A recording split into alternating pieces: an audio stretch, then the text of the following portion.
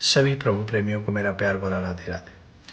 जैसा कि आप सभी जानते हैं, पुरुषोत्तम मास, अधिक मास, ये अधिक मास, इसका प्राकट्य कब हुआ ये आप सब जानते हैं। हिरण्यकश्यप को समाप्त करने के लिए, प्रहलाद जी की रक्षा के लिए भगवान ने इस 13वें महीने का मतलब पुरुषोत्तम मास का निर्माण किया, क्योंकि उसने पहले ही वरदान प्राप्त कर लिए थे कि 12 महीनों में से किसी महीने में न मारूं। तो उसको समाप्त करने के लिए 13वां महीना मीन्स पुरुषोत्तम मास। पुरुषोत्तम मास इसको क्यों कहते हैं? पुरुषोत्तम मास इसलिए भी कहते हैं क्योंकि भगवान नारायण का ये अधिक मास है, और इस नारायण के अधिक मास में जो भी कोई सत्कर्म करता है, कोई भी अच्छा कार्य करता है, उसका फल कई गुना ज्यादा लगता है। और पुरुषोत्तम मास इसलिए कहते हैं क्योंकि भगवान पुरुषोत्तम नारायण, श्री कृष्ण, भगवान श्री राम, इनकी पूजा करने वाले, इनकी कथा सुनने वाले, इनका दर्शन करने वाले जो इस महीने में करते हैं, जो और महीनों में करते हैं, एक बार का दर्शन एक बार का ही फल मिलता है। इसमें एक बार का दर्शन 10 बार का कम से कम फल मिलता है। तो 10 गुना जिस महीने में हमें किसी भी पुण्य का लाभ मिलता हो, सत्कर्म का लाभ मिलता हो, ऐसे इसीलिए इसको अधिक मास कहा जाता है।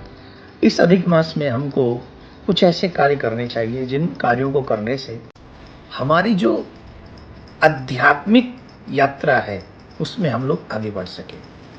आध्यात्मिक यात्रा का मतलब है कि मनुष्य जीवन का उद्देश्य तो वही है ना। हम लोगों का एक ही उद्देश्य है कि इस मनुष्य जीवन को पाने के बाद पुनः किसी और योनि में न जाना पड़े। उसके लिए अधिक मास एक बहुत महत्वपूर्ण मास है, पवित्र मास है। और इस मास में अगर आप कुछ छोटे छोटे कार्य करें, उन कार्यों को करने से आपकी जो आध्यात्मिक यात्रा है, मानव जीवन की यात्रा है, निश्चित तौर पर वो सफल हो सकती है। उनमें से कुछ कार्य मैं आपको बता रहा हूँ। जैसे कि जो लोग चाहते हैं कि हमारी आध्यात्मिक यात्रा सफल हो, मनुष्य जीवन जो हमें प्राप्त हुआ वो सफल हो, उसके लिए बहुत जरूरी है कि इस पूरे महीने में सदा हमेशा सद आचरण करें, सत्य का हमेशा साथ दें, सत्य बोलें, असत्य भाषण न करें, और अपने आचरण में भी ऐसा व्यवहार करें जिस व्यवहार से परमपिता परमात्मा आपसे प्रसन्न हो। पूरे मास में भगवान की सेवा, भगवान का जाप आप करते रहें। हिंदू पुराणों के अनुसार हमारे यहाँ पीपल को भी भगवान विष्णु का स्वरूप माना जाता है, अथवा ये कहें कि पीपल के वृक्ष में भगवान विष्णु का वास कहा जाता है। और एक और बात बता दूं, पीपल का वृक्ष ही एक ऐसा वृक्ष है जो रात में भी और दिन में भी हमें ऑक्सीजन प्रदान करता है।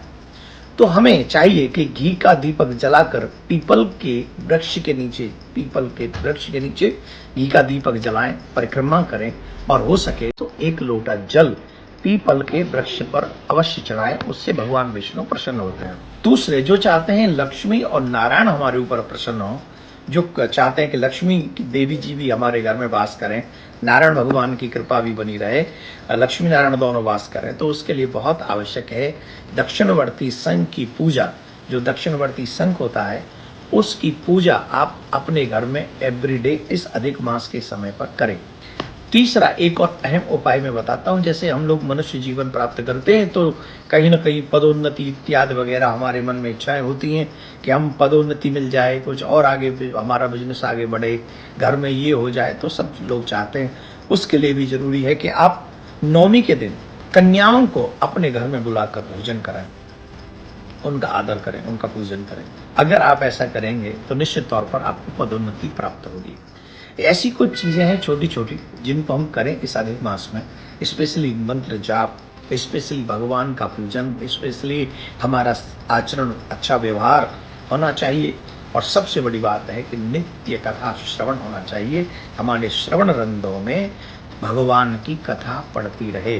तो इस कथा का जो श्रवण है ये भी हमारे जीवन में बहुत महत्वपूर्ण है।